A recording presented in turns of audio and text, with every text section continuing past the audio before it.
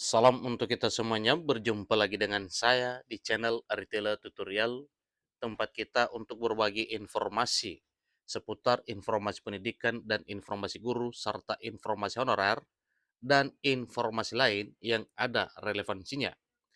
Pada pertemuan ini, saya menyapa seluruh Bapak Ibu honorer senair yang selalu setia melaksanakan tugas tanpa mengenal lelah dalam melaksanakan kegiatan pelayanan publik di instansi pemerintah pusat maupun instansi pemerintah daerah.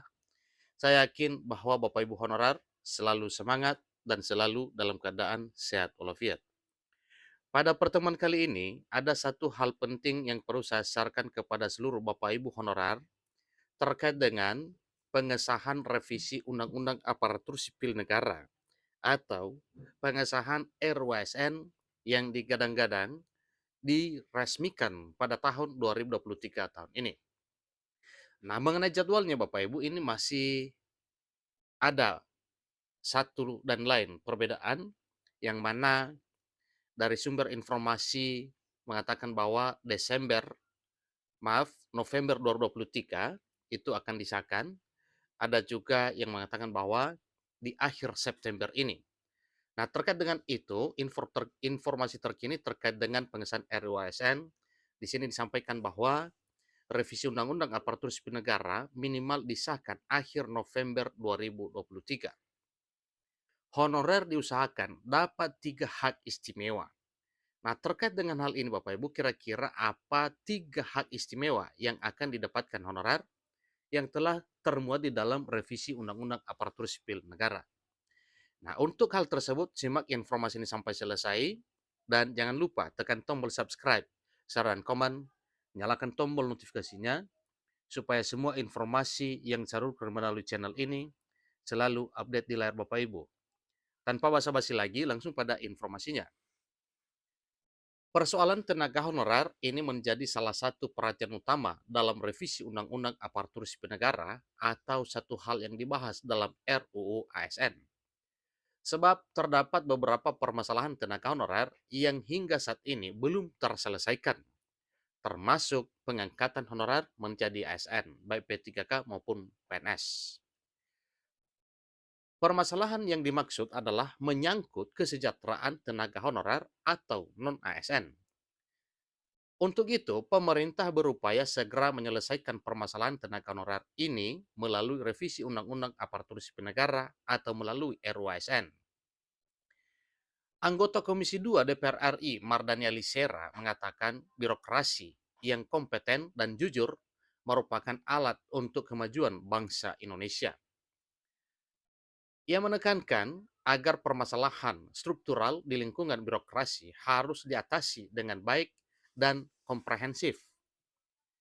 Menyinggung permasalahan tenaga honorer di kementerian dan lembaga pemerintah, Mardani Alisera menyatakan dukungannya untuk memberikan hak yang layak kepada tenaga honorer non-aparatur sipil negara yang sudah berkontribusi pada instansi pemerintah.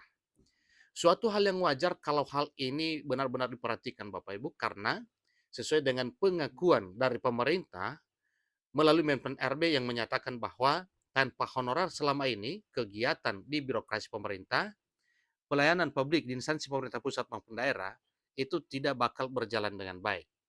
Tetapi berkat adanya honorer, maka semua kegiatan pelayanan publik di instansi pemerintah pusat maupun daerah berjalan sebagaimana harapan. Lebih lanjut, Mardani Alisera menegaskan tidak akan ada pemecatan tenaga honorer. Mardani juga mengatakan saat ini sudah ada kesepakatan antara Dewan Perwakilan Rakyat Republik Indonesia dan Kementerian Pan-RB terkait dengan kelanjutan karir para tenaga honorer di kementerian atau lembaga pemerintah. Tentunya mendengarkan informasi ini, seluruh masyarakat dan seluruh honorer bersyukur dengan kesepakatan DPR RI bersama dengan Menpan RB terkait dengan kelanjutan karir tenaga honorer, yang mana honorer ini sekarang menjadi perhatian penuh pemerintah terkait dengan pengangkatan yang menjadi aparatur sipil negara, baik itu P3K maupun CPNS.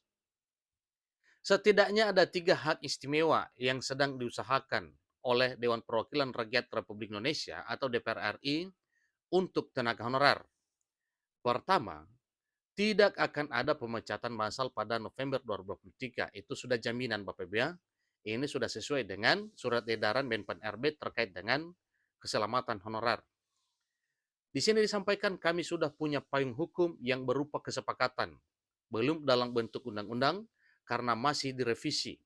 Kesepakatannya adalah Kementerian Penanggulangan Aparatur Negara dan Reformasi Birokrasi, Kementerian Pan-RB mewakili pemerintah, dan Komisi 2 mewakili Dewan Perwakilan Rakyat Republik Indonesia, sepakat tidak boleh ada pemecatan, pemberhentian, atau penelantaran kepada seluruh tenaga honorer yang terkena peraturan 28 November 2023 mesti dihapus. Ini kata Mardani Alisera selaku anggota Komisi 2 Dewan Perwakilan Rakyat Republik Indonesia. Yang kedua, untuk menghindari pemecatan massal disepakati bahwa jalan tengahnya melalui seleksi pegawai pemerintah dengan perjanjian kerja atau melalui seleksi P3K. Ketiga, Mardani dan pihaknya mendesak pemerintah agar memberi hak keistimewaan kepada tenaga honorer untuk diangkat sebagai aparatur sipil negara tanpa jalur tes. Ingat Bapak Ibu ya, yang disampaikan oleh Mardani di sini kepada pemerintah terkait dengan tenaga honorer supaya diangkat menjadi ASN tanpa jalur tes. 3 poin rencana itu diharapkan dapat menyelamatkan nasib tenaga honorer yang sudah mengabdikan dirinya di instansi pemerintah maupun daerah. Instansi pemerintah pusat demikian dengan instansi pemerintah daerah. Yang kedua, disepakati jendelanya melalui P3K atau pegawai pemerintah dengan perjanjian kerja. Yang ketiga, kami mendesak agar ada keistimewaan. Tidak perlu melalui tes. Ini ucap Mardani menambahkan terkait dengan keselamatan honorer ini. Itulah satu komitmen dari Komisi 2 DPR RI sebenarnya terkait dengan bagaimana kelanjutan karir honorer. Disampaikan bahwa supaya para honorer diangkat menjadi aparatur sipil negara tanpa melalui tahapan tes. Dengan 3 kesepakatan ini, harapan bahwa 28 November tidak akan ada PHK massal buat teman-teman honorer jika kita jagain itu tuturnya. Ini satu komitmen bahwa hal yang perlu diketahui oleh honorer bahwa DPR RI bersama dengan Menpan RB tidak boleh ada PHK massal sebagaimana yang telah disampaikan bahwa itu adalah harus dijaga. Oleh karena itu, Mardani mendesak Menpan RB untuk bisa segera mengesahkan RUASN minimal paling lambat akhir November 2023. Sehingga para guru dan tenaga teknis honorer yang sudah lama mengabdi pada negara bisa segera mendapatkan kesejahteraan dan kejelasan nasibnya. Satu hal juga yang perlu kita ketahui bahwa gaji honorer dianggap tidak layak.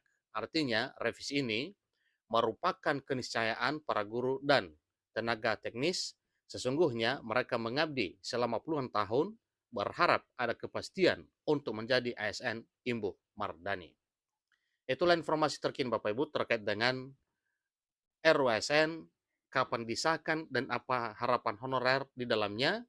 Satu hal yang penting kita ketahui di sini bahwa dalam draft RUASN itu memuat 3 hal istimewa untuk honorer. Kemudian, sebagaimana yang telah disampaikan bahwa kemungkinan RUASN akan disahkan paling lama akhir November.